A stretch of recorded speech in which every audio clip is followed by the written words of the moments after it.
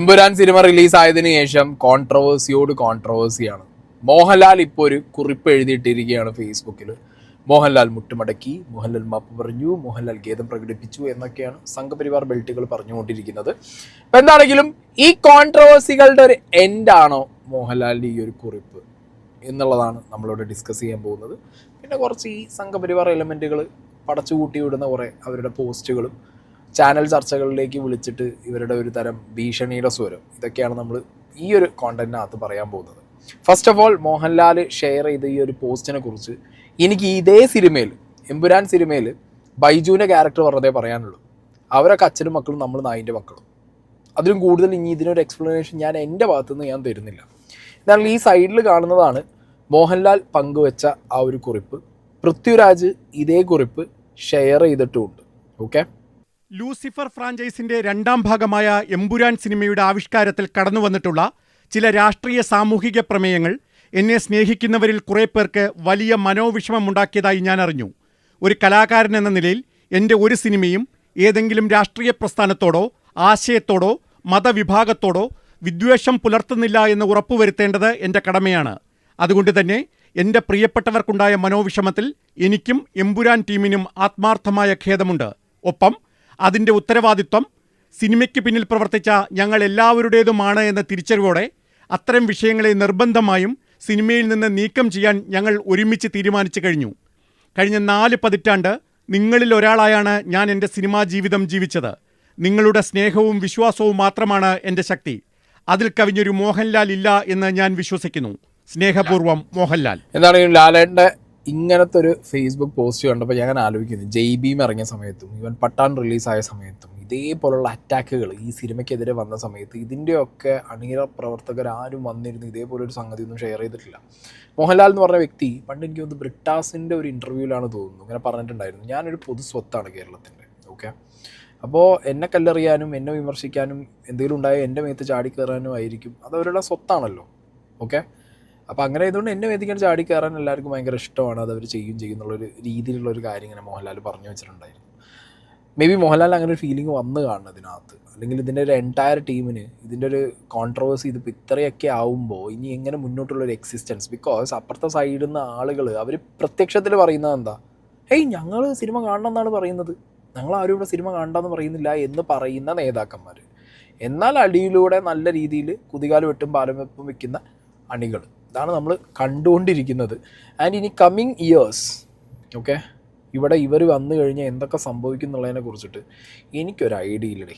Rajeev Chandrasekhar cinema കാണും എന്നായിരുന്നു രാജീവ് ചന്ദ്രശേഖറിൻ്റെ ആദ്യത്തെ സ്റ്റാൻഡ്. എന്നാൽ ഇപ്പം പറയുന്നത്, ഒരു ഫേസ്ബുക്ക് പോസ്റ്റൊക്കെ പങ്കുവച്ചിട്ടുണ്ട്, എമ്പുരാൻ ഞാൻ കാണില്ല, സത്യം വളച്ചൊടിച്ച് കഥ കെട്ടിപ്പടുക്കാൻ ശ്രമിച്ചാൽ ഏതൊരു സിനിമയും പരാജയപ്പെടും എന്നുള്ളൊരു പോസ്റ്റുമായിട്ടാണ് രാജീവ് ചന്ദ്രശേഖർ വന്നിട്ടുണ്ടായിരുന്നത്. ഇനി രാജീവ് ചന്ദ്രശേഖർ മാത്രമല്ല, ജോർജ് കുര്യനാണ് മക്കളെ ഒരുമാതിരി എങ്ങനെയുടെ ഒരു എന്താ പറയുക, കേന്ദ്രമന്ത്രിക്കൊക്കെ ഇങ്ങനെ സംസാരിക്കാൻ പറ്റുന്നത് എങ്ങനെ, ഹൗ ക്യാൻ എന്നാണ് ഞാൻ ചോദിക്കുന്നത്. അപ്പോൾ നിങ്ങളൊന്ന് ആലോചിച്ച് നോക്കും, ഇവർ നമ്മുടെ നാട്ടിലേക്കൊക്കെ ഇറങ്ങി തുടങ്ങിക്കഴിഞ്ഞാൽ, ഇവർ നമ്മുടെ നാട് ഇവിടെ കേരളത്തിലൊക്കെ ഭരണം ഇവർക്ക് കിട്ടിക്കഴിഞ്ഞ് കഴിഞ്ഞാൽ ഇവരുടെ ഈ പരമപുച്ഛവും പരിഹാസവും ഒക്കെ നാട്ടിലുള്ള നമ്മൾ കേൾക്കേണ്ട ഒരു അവസ്ഥയിലേക്ക് കാര്യങ്ങൾ മാറിക്കഴിഞ്ഞുള്ള അതിൻ്റെ ഒരു ലെവൽ നിങ്ങൾ ആലോചിച്ചു. ഈ മനുഷ്യനോട് ഒരു റിപ്പോർട്ടറുള്ള ചാനലിൽ ഒരു ലേഡി ചോദിക്കുകയാണ്, സിനിമ അവരിങ്ങനെ റീസെൻസർ ചെയ്യാൻ പോകുന്നു, എന്താണ് ഇപ്പോൾ നിങ്ങൾക്ക് പറയാനുള്ളത്?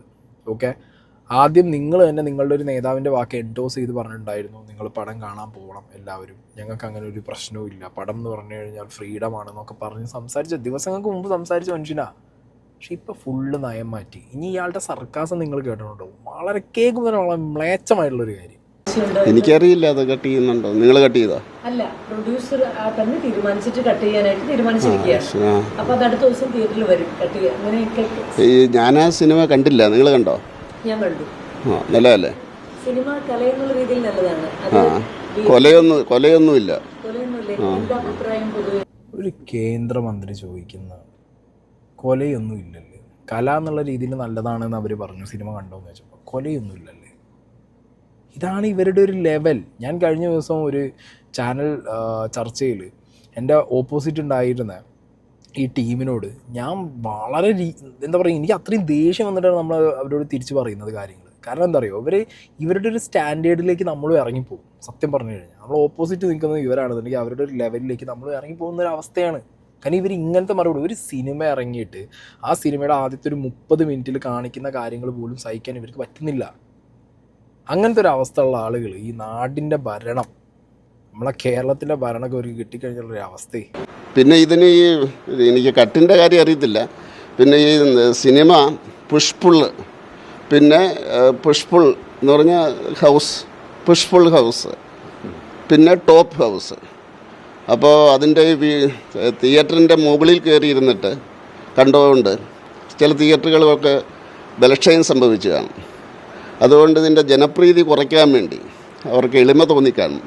ഭയങ്കര ജനപ്രീതി ഇതിന്. ഈ തിയേറ്ററുകളെല്ലാം നിറഞ്ഞു കവിഞ്ഞ് അതിൻ്റെ മുകളിലൊക്കെ കയറിയിരുന്ന് ആൾക്കാർ ഈ വാതിലയിലൊക്കെ തൂങ്ങിക്കിടന്ന് സിനിമ കാണുകയാണ്. അപ്പോൾ അവർക്ക് തോന്നി ഇത്രയും വലിയൊരു ജനപ്രീതി ഭയങ്കര അപകടമാണ്.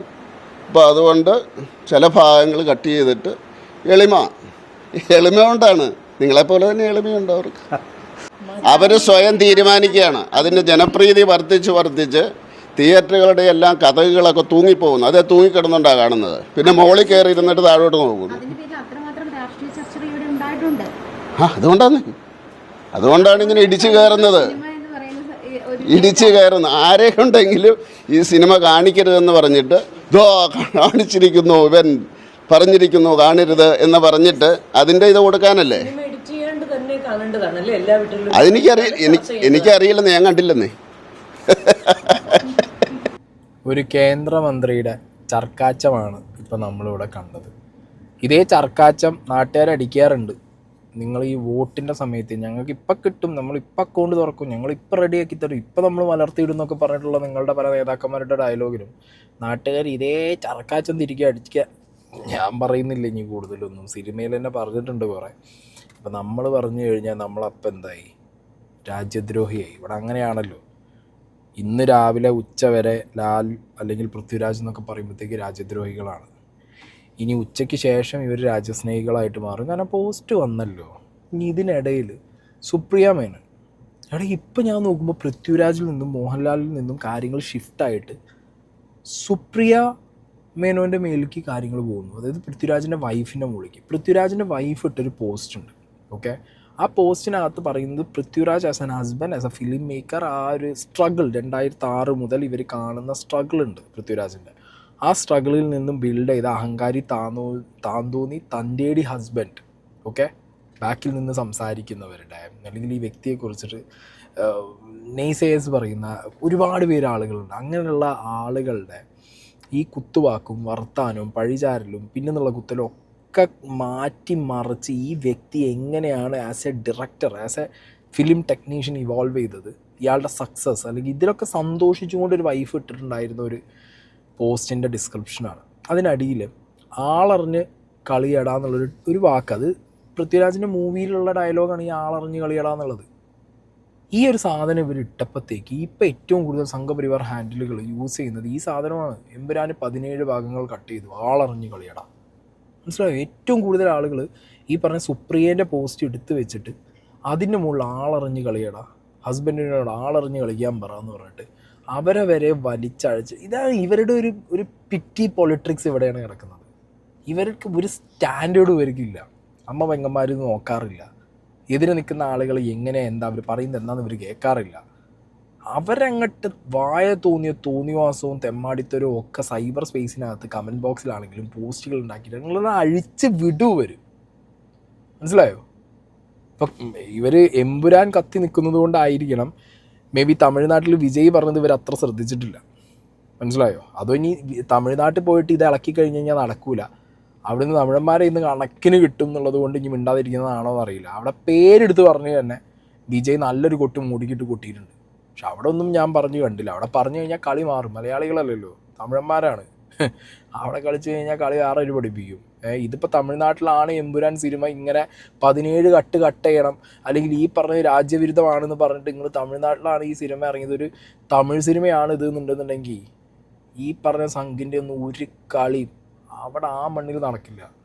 മലയാളികളെ പേടിപ്പിക്കാം, മനസ്സിലായ? മോഹൻലാലിനെ പേടിപ്പിക്കാം, അല്ലാന്നുണ്ടെന്നുണ്ടെങ്കിൽ ഇപ്പോൾ മോഹൻലാലുമായിട്ട് ബന്ധപ്പെട്ട ആളുകളെ വേണമെങ്കിൽ പേടിപ്പിക്കാം, പൃഥ്വിരാജിനെ പേടിപ്പിക്കാം, അങ്ങനെ എല്ലാവരും നിങ്ങൾക്ക് പേടിപ്പിച്ച് നിർത്താൻ പറ്റും. ED റെയ്ഡ് മറ്റേത് മറിച്ച് എന്ന് പറഞ്ഞാൽ നിങ്ങൾക്ക് പല സാധനങ്ങളും അഴിച്ചു വിട്ടിട്ട് എന്ത് ചെയ്യാം, ഇവരെയൊക്കെ പേടിപ്പിച്ച് നിർത്താം. തമിഴ്നാട്ടിൽ ആ കളിയൊന്നും നടക്കുന്നു എനിക്ക് തോന്നുന്നില്ല. അതുകൊണ്ട് തന്നെ രണ്ടും തന്നെ തമിഴ്നാട്ടിൽ സിനിമകൾ ഇറങ്ങുന്നുമുണ്ട്, ആ സിനിമകൾക്കൊക്കെ നല്ല വ്യൂവർഷിപ്പ് കിട്ടുന്നുമുണ്ട്. അവിടെ ഇറങ്ങുന്നവർ പിടിക്കുന്നവരൊക്കെ ഇനി ആരെങ്കിലും എവിടെന്നെങ്കിലും ഒച്ചയും ഉണ്ടാക്കിയാൽ ഓടാ പുല്ല എന്നുള്ള മൈൻഡിൽ അവന്മാർ തട്ടി കളയുന്നുണ്ട്. ഈ ന്യൂസ് 18ലേക്ക് ഇന്നലെ വിളിച്ച ഒരു സംഘി ശ്രീ ശിവജിയാണ് തൃശ്ശൂരിൽ നിന്നും. ശ്രീ ശിവജി, താങ്കൾക്ക് എന്താണ് ഈ വിഷയത്തിൽ പറയാനുള്ളത്? ശിവജി എന്ന് പറയുന്ന ഒരു സംഖ്യയാണ് സംസാരിക്കുന്നത് കിരൺ സാറേ. അതറിയാം. സംഖ്യയാണ്. പ്രത്യേകം പറഞ്ഞേര് മറ്റേ പുള്ളിയോട്, നമ്മുടെ ദീപുവിനോട്, ഞാൻ സംഖ്യ തന്നെയാണ്. ശരി, അത് അറിയാമല്ലോ, നമുക്ക് അറിയാമല്ലോ ശിവജി സംഖ്യയാണെന്നുള്ള കാര്യത്തിൽ. ഞാൻ പറയുന്നത് ഗോദ്രയിലെ കലാപവും ഞങ്ങൾ ഉണ്ടാക്കിയതാണ്, ഗുജറാത്ത് കലാപവും ഞങ്ങൾ തന്നെ ഉണ്ടാക്കിയതാണ്, ഇവന്മാരെ ഞങ്ങൾ തട്ടിയതുവാ. എന്താ ഇപ്പൊ പ്രശ്നം? അല്ല അങ്ങനെയൊക്കെ വിശ്വസിക്കുന്നവർക്ക് അല്ല അങ്ങനെയൊക്കെ കരുതുന്നവർക്ക് പിന്നെ അത്തരം പ്രാകൃത ചിന്താഗതിയുമായി കഴിയുന്നവർക്ക് അങ്ങനെ കഴിയാം. തീവ്രവാദികളെ ഞങ്ങൾ തട്ടും, ഇനിയും തട്ടും. അത് മുസ്ലിം അല്ലേ എവനായാലും ശരി. അല്ല, തീവ്രവാദികൾ ആരാണെന്നൊക്കെ തീരുമാനിക്കുന്നത് താങ്കളാണോ? ഈ ലോകം മുഴുവൻ തീവ്രവാദമില്ലാത്ത, മുസ്ലിം തീവ്രമില്ലാത്ത ഒറ്റ രാജ്യം തനിക്ക് പറയാൻ പറ്റുമോ? ഇന്ത്യയിലെ ഹിന്ദു തീവ്രവാദികളെ കുറിച്ച് താങ്കൾക്ക് എന്താണ് അഭിപ്രായം? 500-ൽ പരം രാജ്യങ്ങളോടത്ത് മുസ്ലിം തീവ്രവാദമില്ലാത്ത ഒറ്റ രാജ്യം കിരണ് പറയാൻ പറ്റുമോ? ശ്രീ ശിവജി, കിരണ് പറയാൻ പറ്റുമോ? ഇന്ത്യയിലെ ഹിന്ദു തീവ്രവാദികളെ കുറിച്ച് എന്താണ് താങ്കളുടെ അഭിപ്രായം? ഇനിയിപ്പോ പൃഥ്വിരാജല്ല, ഭരത് ഗോപിയുടെ മകനല്ല, മോഹൻലാലല്ല, ഏത് അവരെ വിളിച്ചാലും പിന്നെ ഞങ്ങൾക്ക് പറയാനുള്ള സ്വാതന്ത്ര്യം ഇല്ലെന്നോ? ഞങ്ങൾക്ക് പറയാനുള്ള സ്വാതന്ത്ര്യം ഉണ്ട്, ഞങ്ങൾ പറയും. പറയാം, പക്ഷെ വിവരക്കേടാവരുത്. ആളുകൾ ചിരിക്കുകയാണ് ഇതൊക്കെ കേട്ടിട്ട്. പൃഥ്വിരാജ് IS ബന്ധം എന്നൊക്കെ പറഞ്ഞു കേട്ട് ആൾക്കാർ സാമാന്യ ബുദ്ധിയൊക്കെ വേണം ഒരു വിമർശനം പറയുമ്പോഴാണ് ആളുകൾ പറയുന്നത്. ഞങ്ങൾ പറയുകയും ചെയ്യും. അതറിയാം, അത് ശിവജി പറയുന്നത് കേൾക്കുമ്പോഴേ അറിയാം. ഹിന്ദുക്കളുടെ അട്ടിപ്പേരായിട്ട് ഞങ്ങൾ ഒരു ഹിന്ദു ഉള്ളത് ആ ഒരു ഹിന്ദുവിന്റെ കാര്യം പറയും. പിന്നെന്താ അതിനെന്താ കുഴപ്പം? സംഖ്യക്ക് എന്താ വല്ല കുറവുണ്ടോ? സംഖ്യ സംസാരിച്ച് ആരെ ചോദിക്കാൻ? ഏത് അന്തംഗമ്മി അവിടെ ഉള്ളേ? ഏത് അന്തംഗമ്മി ദിബു അവിടെ ഉള്ളേ? പോടാ ദിബു, ദിബു നീ നിന്റെ പണി നോക്ക. അന്തംഗമ്മി ശ്രീ ശിവജി, ആളുകൾക്കെതിരെ പാളത്തിൽ ഒളിച്ചിരുന്ന ഇത്രകാലം കേരളത്തിൽ സ്ലീപ്പർ സെല്ലുകളായിട്ട് വർക്ക് ചെയ്തിരുന്ന സംഘ് ടീമുകളൊക്കെ ഇപ്പൊ ധൈര്യം വെച്ച് പുറത്ത് ചാടുന്നത് നിങ്ങൾ കാണുന്നുണ്ടോ? ഇവർ ഈ പറയുന്ന തീവ്രവാദികൾ ഇവർക്ക് മുസ്ലിങ്ങളെ കണ്ടു കഴിഞ്ഞാൽ മാത്രമല്ല, ഈ മുസ്ലിങ്ങളിൽ മാത്രമല്ല, തീവ്രമത ചിന്താഗതിയുള്ള എക്സ്ട്രീമിസ്റ്റ് റിലീജിയസ് തോട്ട്സ് ഉള്ള എല്ലാ മതത്തിലുള്ള കുറേ സാധനങ്ങളുണ്ട്. അത് ഹിന്ദുവിലാണെങ്കിലും ക്രിസ്ത്യനിലാണെങ്കിലും മുസ്ലിങ്ങളിലാണെന്നുണ്ടെങ്കിലും ഏത് ലോകത്തിൽ ഏത് മതത്തിലെടുത്ത് നോക്കിയാലും എക്സ്ട്രീമിസം തലയ്ക്ക് പിടിച്ച മത ചിന്താഗതിയുള്ളവർ തീവ്രവാദികൾ തന്നെയാണ്. മനസ്സിലായോ? അവർ ഈ മതത്തിന് വേണ്ടി, ദൈവത്തിന് വേണ്ടി വെട്ടാനും കുത്താനും ചാവാനും, മതം റിലേറ്റഡ് ആയിട്ടുള്ള മതം വിറ്റുകൊണ്ടിരിക്കുന്ന പാർട്ടിക്ക് വേണ്ടിയിട്ട് അടിമപ്പണി എടുക്കാനും കുറേ എണ്ണങ്ങളുണ്ട്. കേരളത്തിൽ ഇത് അൺഫോർച്ചുനേറ്റ് സിറ്റുവേഷൻ എന്താണെന്നറിയും നിങ്ങൾക്ക്? ഇത്ര കാലം ഇതേപോലെയുള്ളവന്മാർ തല പൊക്കിയുന്നില്ല. ഇപ്പം അതല്ല അവസ്ഥ. ഇപ്പം ഇവന്മാർ ധൈര്യമായിട്ട് പുറത്തു വന്ന് പറയാൻ തുടങ്ങി, ഞങ്ങൾ ചെയ്തിട്ടുണ്ട്, ഇനിയും ചെയ്യും എന്നുള്ളത്. This leads to a very very very dangerous situation. നമ്മുടെ നാട്ടിലെ കമ്മ്യൂണിസ്റ്റുകാരും നമ്മുടെ നാട്ടിലെ കോൺഗ്രസ്സുകാരും കൂടി നിങ്ങളൊക്കെ ഇതിന് മിണ്ടാതിരിക്കുക എന്ന് പറഞ്ഞു കഴിഞ്ഞാൽ വളരെ മോശമുള്ള പരിപാടി. നമ്മുടെ നാട്ടിലിറങ്ങിയൊരു പ്രൊഡക്റ്റാണ്. ഞാൻ ഇപ്പോഴും ഉറപ്പിച്ച് പറയുന്നു, ഭീഷണി മാത്രമാണ് മോഹൻലാലും പൃഥ്വിരാജും ഈ എൻറ്റയർ സിനിമയുടെ ടീമും ഇതിൻ്റെ ഇത്രയും ഭാഗങ്ങൾ കട്ട് ചെയ്യാൻ റെഡി ആയിട്ടുള്ളത്. പക്ഷെ വേറൊരു ഭൂലോക മണ്ടത്തരമുണ്ട്. പടം പൊട്ടിക്കാൻ വേണ്ടിയിട്ട് ഇവന്മാർ ഇതൊക്കെ പടം കൂടി ലീക്ക് ചെയ്തിട്ട് അവിടെ ഒരു ടെലിഗ്രാമിനും കൊണ്ടുപോയി ഇറക്കിയിട്ടുണ്ടാവും. ലാസ്റ്റ് എന്തായി? തിയേറ്ററിൽ ഇറങ്ങുന്നതിൽ ഇനി 17-18 വെട്ടിയിട്ട് ഇതൊക്കെ മാറിപ്പോവും. പക്ഷേ അപ്പുറത്ത് ലീക്കായ സാധനത്തിൽ ഇതൊക്കെ കിടക്കുന്നുണ്ടാവും. കാണാണ്ടവർക്കൊക്കെ അവിടെ നിന്ന് കാണും ചെയ്യാം. അതേത് മണ്ടത്തരം ഞാൻ ആലോചിച്ച് നോക്കുന്നത്. എന്താണെങ്കിലും കൊള്ളാം പരിപാടികൾ. ഇതൊരു എൻഡാണോ എന്ന് ചോദിച്ചു കഴിഞ്ഞാൽ ഐ ഡോണ്ട് നോ. ബട്ട് ലാലേട്ടൻ മാപ്പ് പറയരുതായിരുന്നു എന്നാണ് എൻ്റെ ഒരു സ്റ്റാൻഡ്. കാരണം മാപ്പ് പറയേണ്ട ഒരു കാര്യം അതിനകത്ത് കിടക്കുന്നില്ല. അത് എൻഡോസ് ചെയ്യേണ്ട ഒരു ആവശ്യം പൃഥ്വിരാജിനുണ്ടെന്നും എനിക്ക് പേഴ്സണലി തോന്നുന്നില്ല. ആഫ്റ്റർ ഓൾ അവരൊരു പ്രൊഡക്റ്റ് പുറത്തിറക്കി. ഓക്കെ, ഒരു കോൺസ്പിറസിയുടെ മുകളിൽ നിൽക്കുന്ന ഒരു ഇൻസിഡൻറ്റ് ഇന്ത്യയിൽ. ആ മേജർ ഇൻസിഡൻറ്റിൻ്റെ മുകളിൽ ഇപ്പോഴും കോൺസ്പിറസീസ് നടന്നുകൊണ്ടിരിക്കുകയാണ്, ആര് എന്ത് എങ്ങനെയെന്നുള്ളത്. അപ്പം അങ്ങനെയുള്ളൊരു സാഹചര്യത്തിൽ അവർക്ക് പറയാനുള്ള പ്രൊഡക്റ്റിൽ അവരൊരു കാര്യം വെച്ചു, അവരത് പറഞ്ഞിട്ട് പോയി. അതിൻ്റെ പേരിൽ ഇവർക്ക് ഇത്രത്തോളം വിമർശനം വന്നു, അല്ലെങ്കിൽ ഇത്രത്തോളം അവരുടെ ഒരു സിനിമയെ വലിച്ചു കീറുന്നത് ഞാൻ കാണുന്നുണ്ട്. പല നേതാക്കന്മാരും പോസ്റ്റ് ഇടുന്നുണ്ട്. പക്ഷെ ഒരാൾ പോലും ഇതിനൊരു എതിർപ്പ് പ്രകടിപ്പിച്ച് ഇല്ല, നടക്കില്ല. കേരളത്തിലെ മുഖ്യമന്ത്രി ഇന്നലെ പോയി സിനിമ കണ്ടിട്ടുണ്ട്. മുഖ്യമന്ത്രി എന്താ ചെയ്യേണ്ടത്? ഇപ്പോൾ ഈ സംഘപരിവാർ ടീമുകൾ സെൻസർ ബോർഡിന് റിക്വസ്റ്റ് കൊടുത്തിട്ടുണ്ടെന്ന് പറഞ്ഞത് ഇത് കട്ട് ചെയ്ത് കളയണം എന്നുള്ളത്. ഇനി സെൻസർ ബോർഡ് കട്ട് ചെയ്തില്ലെങ്കിൽ കട്ട് ചെയ്യണം എന്ന് പറഞ്ഞിട്ട് അവർ റിക്വസ്റ്റ് കൊടുത്തതാണ് അറിയാൻ കഴിഞ്ഞത്. കേരളത്തിൻ്റെ മുഖ്യമന്ത്രി എന്നുള്ള നിലയ്ക്ക് എന്താ പറയണ്ടേ? മലയാളികളുടെ സ്വകാര്യ അഹങ്കാരമാണ് ഈ എമ്പുരാൻ എന്ന് പറഞ്ഞ സിനിമ. ഇത്രയും ബഡ്ജറ്റിൽ ഇത്രയും അടിപൊളിയായിട്ട് വന്നൊരു സിനിമയെ കൂടുതലായിട്ട് പൊക്കിയെടുത്ത് മുകളിൽ കൊണ്ടുപോകുമ്പോൾ ചവിട്ടി താഴെടാൻ നോക്കുന്നവർക്കെതിരെ സംസാരിക്കുക, അല്ലെങ്കിൽ ശബ്ദം ഉയർത്തുക, അല്ലെങ്കിൽ അതിന് വേണ്ട നടപടികൾ എടുത്ത് കൊടുക്കുക, അവർക്ക് വേണ്ട പ്രൊട്ടക്ഷൻ കൊടുക്കുക എന്നല്ലേ ചെയ്യേണ്ടത്. സിനിമ കണ്ട് പുറത്തിറങ്ങി ഫേസ്ബുക്കിൽ ഒരു കുറിപ്പിട്ട് വിട്ട് ഒരു കാര്യമില്ല. അത് പ്രതിപക്ഷ നേതാവാണെന്നുണ്ടെങ്കിലും മുഖ്യമന്ത്രിയാണെന്നുണ്ടെങ്കിലും ചെയ്യേണ്ട കാര്യങ്ങൾ കൃത്യമായിട്ട് ചെയ്യണം. അല്ലാതെ ഇങ്ങനത്തെ ഒരു തേർഡ് എലമെൻറ്റിൻ്റെ കടന്നുവരവോട് കൂടിയിട്ട് ഇവിടെ സ്ലീപ്പർ സെല്ലുകളായിട്ട് ഒളിഞ്ഞിരുന്ന പലരും തലപൊക്കി ഞാൻ തന്നെ ഞെട്ടിപ്പോണ് പല സാഹചര്യങ്ങളിലും. കാരണം ഞാൻ ഇതിന് മുമ്പും സംഘപരിവാറിനും BJP ക്കെതിരെയൊക്കെ സംസാരിച്ചിട്ടുണ്ട്. പക്ഷെ ഇപ്പോൾ സംസാരിക്കുമ്പോൾ ഇതിലും സ്ട്രോങ് ആയിട്ടൊക്കെ ഞാൻ സംസാരിച്ച പല വീഡിയോസ് ഉണ്ട്. അതിലൊന്നും ഇല്ലാത്ത രീതിയിലുള്ളൊരു അമർഷവും ദേഷ്യവും പ്രതികാരവും ഒക്കെയാണ് പിന്നോട് ഞാൻ തന്നെ ഞെട്ടിപ്പോണ് പല ആളുകളും കാണിക്കുമ്പോൾ. അപ്പം ഞാൻ വിചാരിക്കും ഇത്രയും കാലം എൻ്റെ ഒപ്പം നടന്നപ്പോൾ ഇവർ ഇങ്ങനെ ഇല്ലല്ലോ. കാരണം ഇപ്പോൾ അവർക്ക് ധൈര്യം കിട്ടി തുടങ്ങി, മനസ്സിലായോ? അവരുടെ ആ ധൈര്യമാണ് ഇപ്പോൾ ഈ ഒരു സിനിമയുടെ കട്ടോട് കൂടി ഈ സിനിമയ്ക്ക് പറ്റിയൊരു കാര്യം. അവരിൽ പവർ ഉണ്ട്. We have the power. എനിക്ക് ചെയ്ത് കാണിക്കുക, ഞങ്ങൾക്ക് ആരെന്ത് ചെയ്താലും ഞങ്ങൾക്ക് വിഷയമല്ല, ചോദിക്കാൻ ആരും വരില്ല എന്നുള്ള പവർ അവർക്ക് കിട്ടി തുടങ്ങി ഇതോട് കൂടിയിട്ട്. That's a dangerous situation. Okay, എന്താണെങ്കിൽ ഇതൊരു എൻഡാണോ എന്ന് എനിക്കറിയില്ല. നേരത്തെ പറഞ്ഞ പോലെ സിനിമയുടെ ഡയലോഗ് മാത്രമേ എനിക്ക് ലാലേട്ടൻ എഴുതി വെച്ചാലൊന്നും പറയാനുള്ളൂ. അവരൊക്കെ അച്ഛനും മക്കളും ഇപ്പോൾ നമ്മൾ അതിൻ്റെ മക്കളും ആയ അവസ്ഥയായി പോയി.